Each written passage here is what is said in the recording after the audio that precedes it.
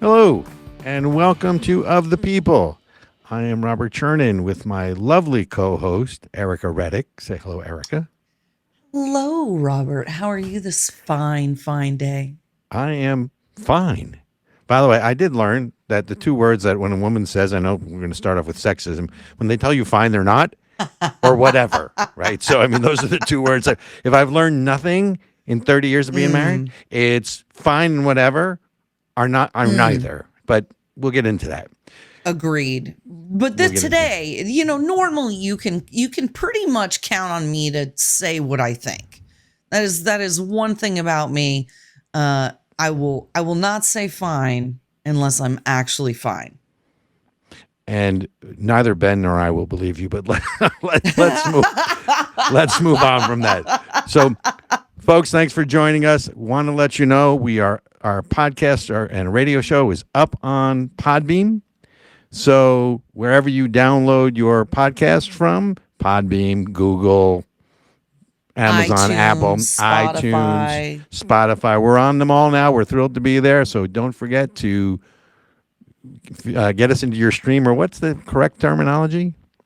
You wanna Download. you wanna You want to yeah, you wanna like, share, subscribe on all the things, but also get the download and definitely give us a 5-star review or else we'll come break your knees. and Okay? if you So can't go give us ahead, a put that. right, and if you can't give us a 5 star review, send us some comments and tell us why. Well, you're only 4.5, and here's why. In any event, Any Erica, event. where's the Yeah. outrage? So again, I Um, scanned the news, and before we go on, stay tuned. Segment two, we're gonna cover in segment two. What are we covering? China is in the news again, oh and my God. China Joe Biden, right? Segment two. Stay tuned for segment two, right? And segment three, we're going to cover go woke, go broke, All and right. keep your foot on the gas. So, I anyways, got my seatbelt buckled. I'm ready to go.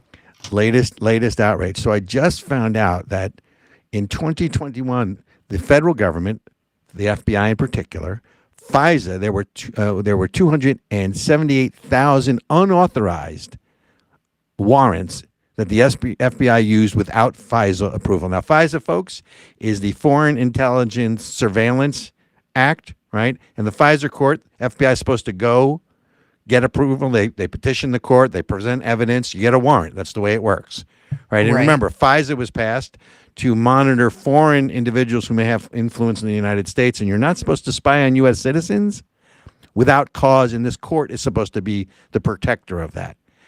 Right. 278,000 times in 2021, the FBI spied on Americans without court approval. How is that? How?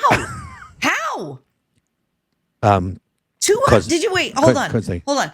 270,000? no, 278,000. This Oh my came from, God. yeah, this is, by the way, you know what this is, right? This is big T. Trust the government. Hi, it reminds me of that old Big tech. expression, right? Hi, I'm from the government. I'm here to help you, right? That's the What did scary part for Reagan me. say? Those were like the world's scariest words or something like that. I am channeling It's- Ronald Reagan. But all what's your right. opinion on this? So the FBI, right? Which now, and again, we're still playing off the Durham report Mhm. and all the errors and certainly political decision making without proof, without vetting that they did in the Durham report. It now turns out unrelated, by the way, to the Durham report. 278,000 times the FBI spied on Americans without court approval. To be honest with you, Robert, I wish I could be outraged, but I'm not at all surprised. When I knew back in the Bush era that the Patriot Act was going to be a serious, serious problem. And this idea that you could create a system where, oh, it's okay if we spy on foreign nationals and all these Americans just happen to accidentally get hemmed up in it. We promise we won't do anything about it. we promise we won't do anything with the information. Like, no, we as American citizens gave the United States government permission to spy on us, and they took it. And then they did illegal stuff. And then they ran with it. Of course. Of course. Now, I'll give you one other statistic and number, right? In 2021, there were 3.4 million applications to FISA.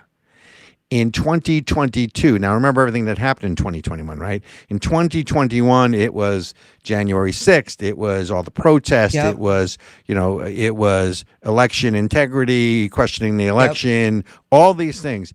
It dropped from 3.4 million to 300,000. And actually, let me get my numbers because I know somebody's going to challenge me on this. It dropped. Wait, what? So 204,000. So the FBI and other federal bodies made 3.4 million applications to FISA to spy on Americans in 2021. 204,000 in 2022. So how do you drop, right? So now FBI Director Wray said, well, based on the FISA report, and by the way, this is a report released by the court itself.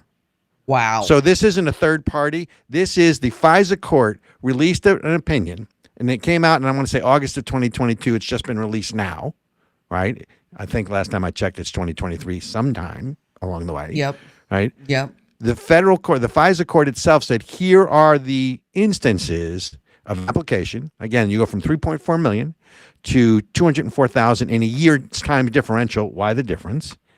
And then, by the way, here's 278,000 times you, the FBI, used an unwarranted search for records on Americans.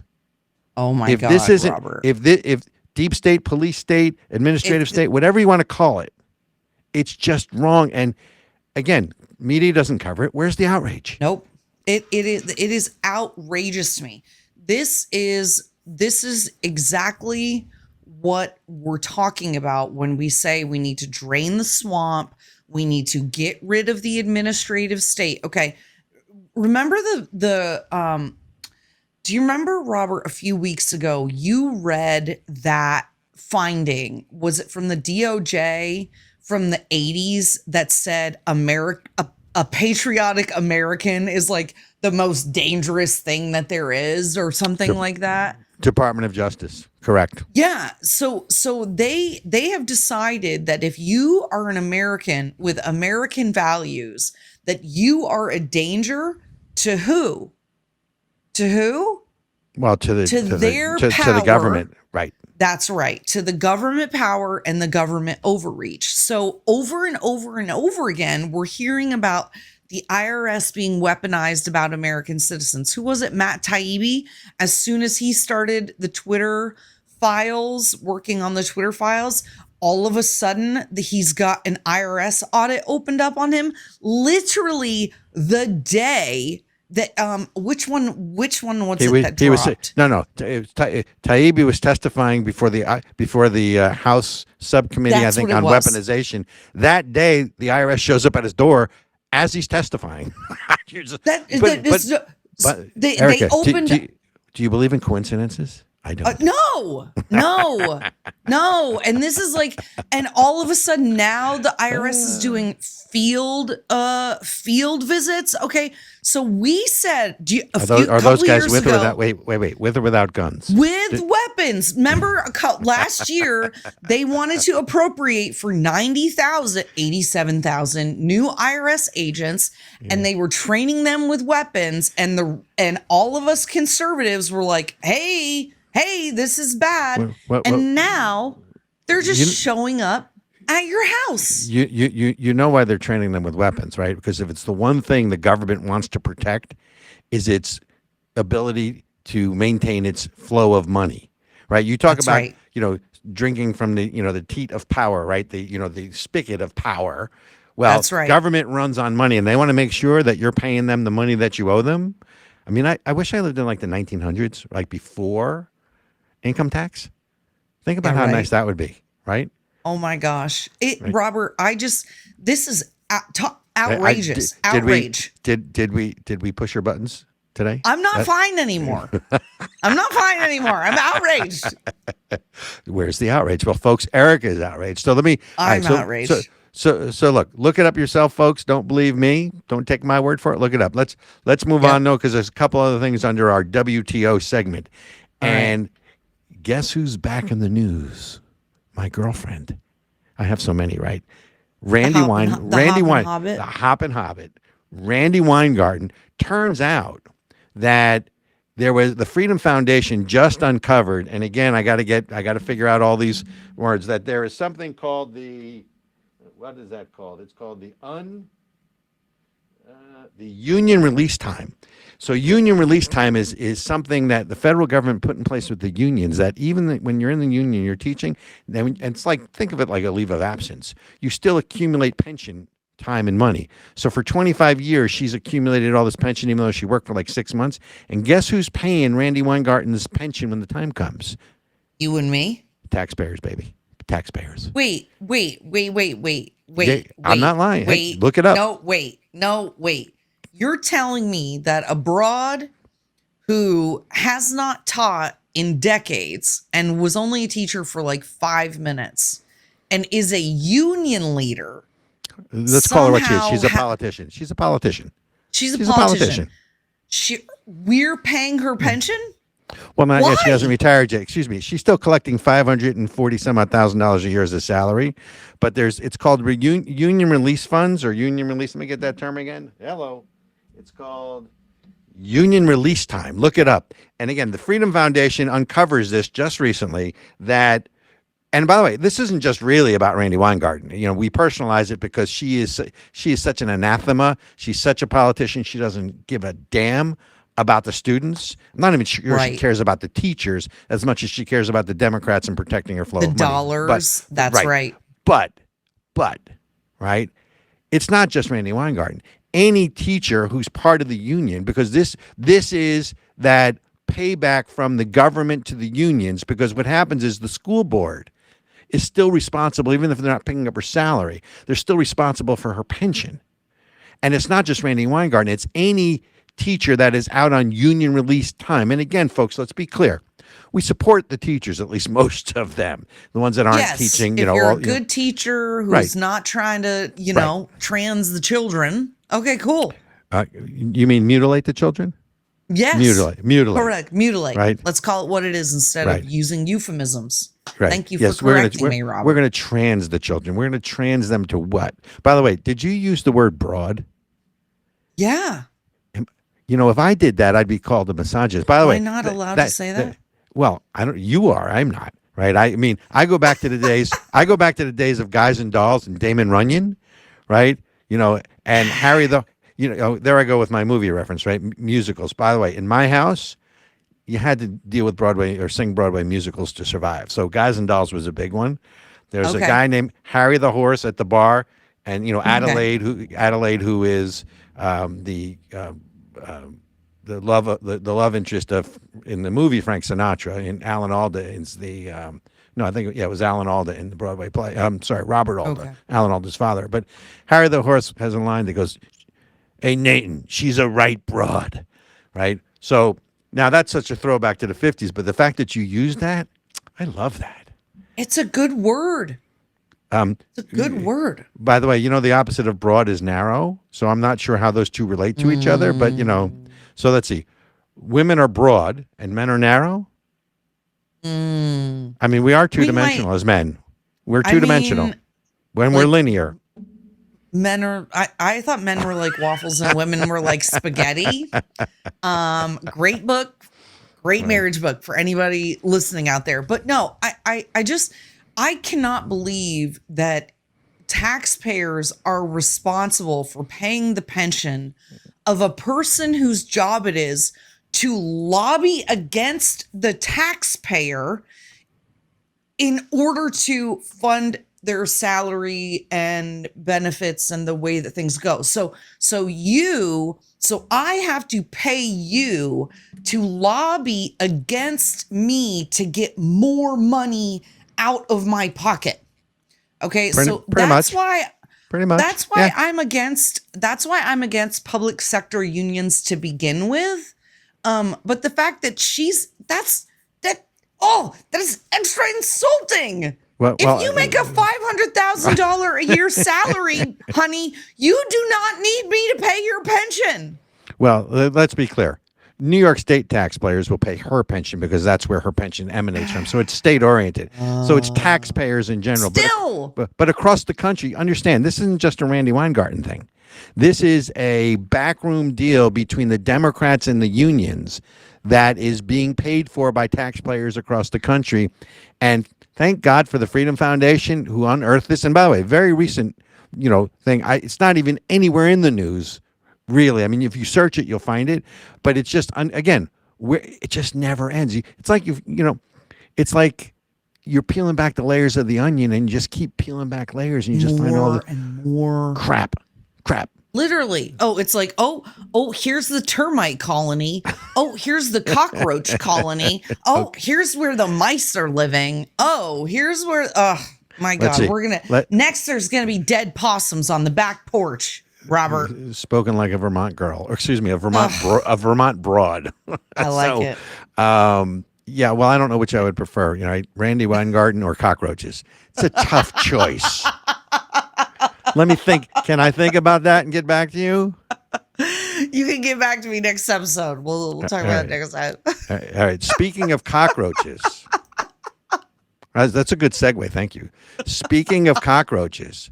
Did you know that climate change is all the fault of white men and that all white men should be in jail?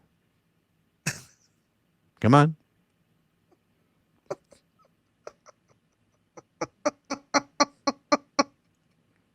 I left her speechless, folks. She's laughing, but what did you do now? Me? What's your fault now? Well, I have so many girlfriends. I can't call this one a girlfriend because she's, I think I lost interest in the 80s when she was wearing leotards. But so Jane Fonda was in Cannes Film Fest. So Hanoi Jane Fonda, right? Who now is older, wiser. Now she's wizened at 80 something. She needs a new cause to tear people down with. Got it? So what she basically said is that, first of all, racism is the cause of climate change. And racism is caused by white people, and therefore all white people should be in jail. And that's literally to a Cannes audience. Hang on a second. Let's get the line. Climate change is caused exclusively by white men, and they should all be in jail, arrested and in jail. Well, but I don't. Wait a minute. This is how though. By the way, she clearly has had daddy issues her whole life. She still hasn't gotten over them. So I guess she's taking it out on the white men, which by the way, just as an aside, the leading cause of climate, damage to the climate is China. I don't know about you, but I thought China wasn't filled with white guys. It might be filled with men. But it's not filled with white guys. No, remember, Robert, Asians are white now because they're successful. So if you're successful, that's what they say. That's them. Those people.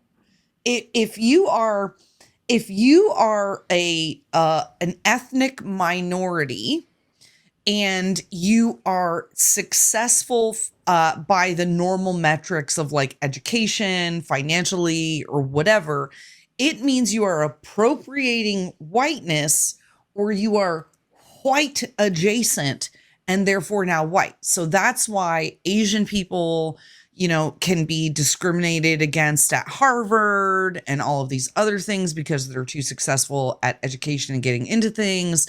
That's why Hispanic people in Florida who voted for Trump are white because they've bought into some lie or something like that. So anybody can be white now as long as you don't buy into the propaganda that you are a victim, etc., and so forth.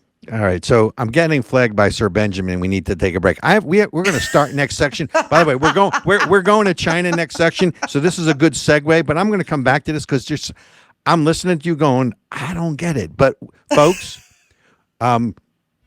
we'll be right back. We got to go make some money, being the true bourgeois capitalists that we are. Stay tuned for segment 2. We're going to pick up where we left off. We'll be right back.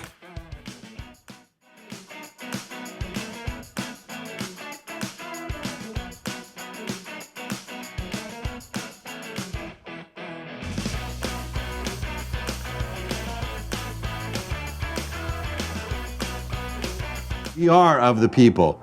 You can find us on Rumble. You can find me on Twitter at RB Chernin. And I am at Ericka Redic. look us up. You'll be entertained. That we guarantee. Absolutely. She's never wrong. Ever. Just ask my husband.